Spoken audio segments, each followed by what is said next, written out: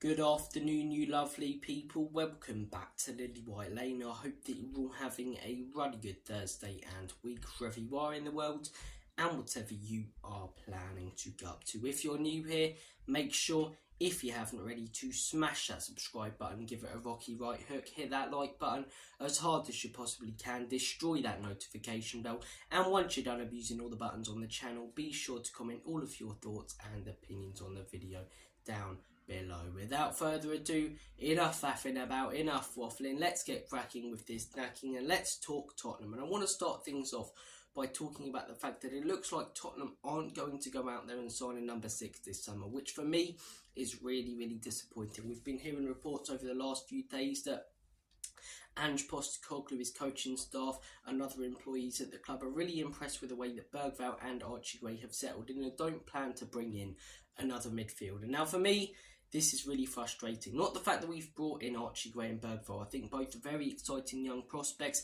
and both have a lot of talent for the future. But a lot of talent for the future. We want talent for the now. Ange Postecoglou said last season he wants to be contending for the league title this season. He also said that every signing is his. So, based off that, why are we not going out there and signing top quality players for the now who are going to get us contending for trophies and the league title? We need a winger. Why are we not going out there and at least trying, attempting to get an Eze? We need a number 6. Why are we not going out there and attempting to try, and bring in Paulinho at the beginning of the window when he was available? Or Zubimendi, The worst he can say is no, so at least give it a go. At least go out there and try and bring in a quality number 6 who's going to make a difference. Even a João Gomez. But it doesn't seem like we're that interesting, which for me is really concerning. I'm all on board with Project Youth if we're also going to bring in experience and quality for the now and for the first team, and we're not. So apart from Dominic Solanke, our first team coming into this season looks pretty much exactly the same carbon copy of what we had last season. And what we had towards the end of last season when our squad was fully fit was an absolute pile of elephant shite. Where are the signings who are going to come in and make a difference? Where's that winger who's going to take on his man, put in a brilliant cross for Dominic Solanke to finish off, who's capable of scoring bangers from outside the box, who's capable of beating his man with his pace? Eze's exactly that. Why are we not attempting to bring him in? Why did we not look at Elise before Bayern Munich did, Why did we not go in for Pedro Neto before Chelsea got him? Defensive mid, Paulinho, again, I really think that was a missed opportunity for Spurs. Premier League proven, really good player, and he's already settling in brilliantly and playing some games so well for Bayern Munich. Why did we not go in for him? João Gomez available now. Plenty of other top number 6s available in the world who are willing to go to another club, especially in the Premier League if a good offer comes in. We know we're getting the money. We know we have the money.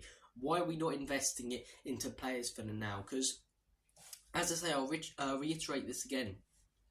Archie Gray, he's made a couple of mistakes in pre-season, but I think he's a young player with a lot of potential. He smashed it at Leeds, but is he going to be playing first team football this season? No.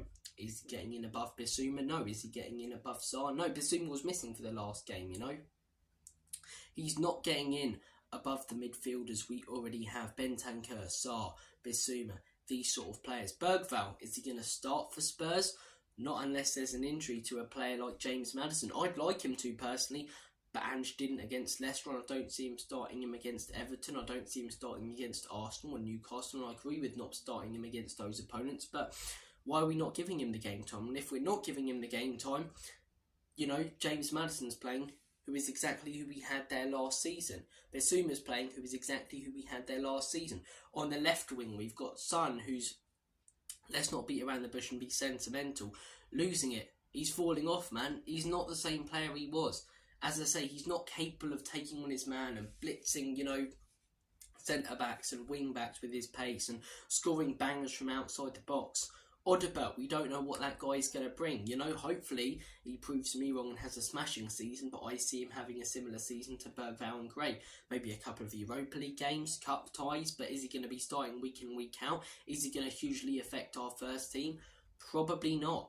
Timo Werner, the other option. Then you look at the right wing. Kulusevski, far better as a number 10. Far better even as a false 9. Brennan Johnson, decent coming off the bench, but as a first team player, he's not good enough. He's not good enough if we want to be contending for titles. And this is where my questions come in about this project and people who are 100% behind Ange. Don't get me wrong, I don't want Ange sacked. I don't see the point in getting rid of another manager. I think it would be stupid, and he deserves time. He deserves time.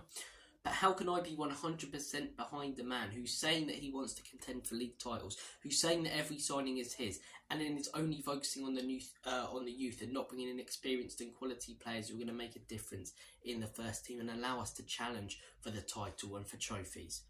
You know, Archie Gray, good young signing. Bergvall, good young signing. The Korean, good young signing. They could turn out to be superstars. But in 3 or 4 years, an Ange Postecoglou doesn't usually stay that long at clubs. He's usually there for 2 or 3 years and then he's gone. The Premier League as well, the toughest league this guy's managing. You know what I mean? This is where my questions, away from the tactics, away from, in my opinion, his defensive, his defensive naivety, but saying that you're going to go out there, and bring in players who are going to challenge for a league title, and then we only bring in the youngsters, it's frustrating. We clearly need a number 6. We clearly need that anchor man, that physical sort of player to hold up play. Every team that's been successful in the Premier League over the last 10 to 15 years has had that player. They have had that player. Liverpool, Fabinho and Jordan Henderson did a smashing job there. Manchester City still have him in Rodri. They've won 4 league titles in a row. Is it a coincidence that they're winning it because they've also got the best number 6 and sort of defensive midfielder, not just in the Premier League but in the world? I don't think so. Arsenal have hugely moved up a level. They've signed Declan Rice. Chelsea, when they were winning league titles, they had that quality defensive midfielder in N'Golo Kante. We need that number 6. And I know that Ange doesn't necessarily play with that defensive mid, but we need that sort of player in the system. And we don't have it. And we don't have an upgrade on the players we already have. So where's the improvement going to be this season?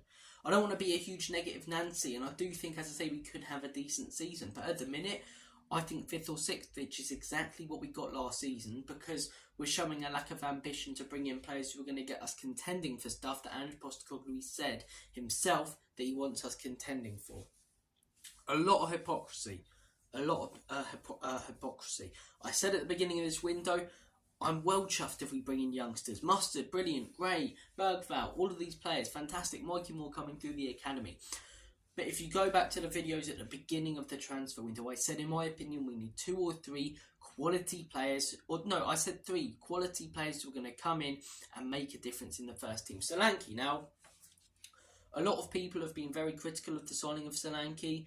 Personally, I think he's a player who's got a lot of potential, and I think he'll do very, very well at Spurs. I think he'll fit well into Ange Postecoglou's system. He's a target man in the box, which we've needed over the last couple of years, over the last year since Ange came in. I can't speak today, since Kane left. But I think that's a really good signing. A lot of people critical of that. But we needed a striker. We've got the striker. We needed a quality, experienced, arguably, and proven Premier League defensive mid. Where's that player? Where's the proven winger? Where's the quality winger who's going to come in and make a difference? Again, Odegaard could turn out to be brilliant, but it is a gamble. It is a gamble. I like the fact we've taken a stats-based approach with Odegaard, but, we don't know what we're going to get for him. Because he was standing out, but he was also standing out in a Burnley team that were going to get relegated, you could tell, from the 5th game in last season. Now he's at the big time, like Brennan Johnson, who struggled, like a lot of other players who have made the jump from especially relegation fighting Premier League clubs, Is he going to work out? If he does, brilliant. But if he doesn't, where's the Eze, who's going to guarantee you 10 to 15 goals, who's going to give your striker service, who's going to make a difference, man? Where is that player in the team? Where's the João Gomez? Where was the Paulinho when we could have got him? The Zubimendi, the defensive midfielder, even Kante. Go out and sign him again from, Saudi Arabia if he wants to. Where's that player who's going to make a difference in that position? That priority position we all highlighted as fans at the beginning of the window. But look, I've gone on a bit of a rant. As I say, the news that we look unlikely to sign a number 6, and the Ange and the coaching staff and, as I say, workers of the club are quite chuffed with what we've got and have, been impressed by Bergvall or Archie Gray. Well, were you expecting not to be impressed? Of course you're impressed. They're very talented youngsters, but they're not going to make a difference in the first team now unless you play them, and you're not going to week in, week out. So look, guys, comment your thoughts and opinions. You may disagree with what I've said. If you do, please comment your thoughts and opinions down below. I'd love to have a debate with you, a discussion. Let's keep it friendly, but let's have a good talk about the football, eh? Look, Everton at home tomorrow, Tottenham Hotspur's next game. A bit of news coming into that game. Injury news, not great. Dominic Solanke out due to a knock. There were questions about him being injury prone, as I say, before he went to Bournemouth. But he started 38 out of 38 games last season in the Premier League for Bournemouth. I'm not going to look at his stats and, as I say, the amount of games he started in the Championship, because that's really irrelevant right now. 38 out of 38 games in the Premier League last season for Bournemouth. In his second game for Spurs, he's missing out due to an injury. Now, it doesn't look like it's going to be a long-term injury. I hope not. But this is where I do understand the people, as I say, who were sort of weary about this transfer, getting frustrated that in his second game he's injured, but he needed that reliable striker to come in. And is he that? I still believe he is. I believe he's a very clinical striker. His most recent work is his best. I love his attitude, the fact he's come back from being down in the dumps after failing at Chelsea and Liverpool and smashing it at Bournemouth. And I'm willing to give him a chance because I do think he's a very talented and a proven player. Let's be honest, a proven player in the Premier League. But I just hope these injury concerns go away. I hope he gets this knock and that's it for the season. Because he picks up a 3-month injury, fans are gutted. You pick up a 3-month injury after that again, fans start to lose their rag. Look at Reece James a few years ago. Oh man, he's so injury prone, but it's so unlucky because he's such an incredible player.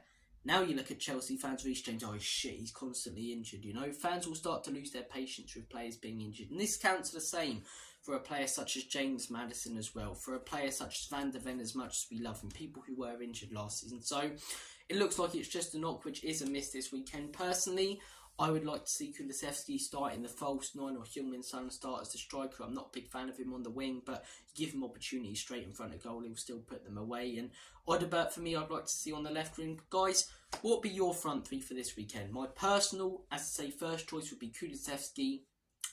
Where do I start Thfc? Because then who do you put on the right?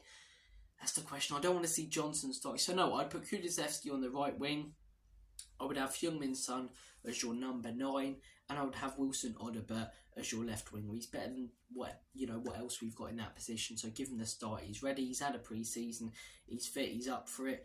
Start him at home, as I say. So that would be my front three. I'm thinking he probably plays, in all honesty, Werner on the left wing, Son up top, and Kulusevski maybe on the right, maybe Johnson. But we'll see what happens. If he starts Johnson after the absolute pile of hippo shite performance that he had in the last game, I mean, what a cabbage. What an absolute vegetable. But look, that'll be my front three. Dominic Solanke, hopefully it's just this knock. He misses one game and then that's it. It doesn't get worse. He misses another one, then he comes back, then he's injured again. So, look, all the best to Dominic Solanke. Hopefully he's back for our third game of the season. Scores a couple of goals away against Newcastle. Gets the winner in the North London derby, and he's already a Spurs hero, eh? But look, we can dream. We can dream. What would be your front three? What are your thoughts on what I've had to say about, as I say, Spurs looking potentially not to go in for another number? I say another number 6. We don't really have one, do we? Archie Gray sort of can play wing back and sort of that number 6 role. But what are your thoughts and opinions on the news that, as I say, Ange is impressed with Bergvall and Archie Gray, so isn't planning to go out there and bring in a number 6? What do you think the front three should be? What are your thoughts on Dominic Solanke being injured? Comment it all down below. Take care of yourselves. Have a smashing day and weekend. And as always, come on you Spurs. In Big Ange we trust. Enoch and Levy.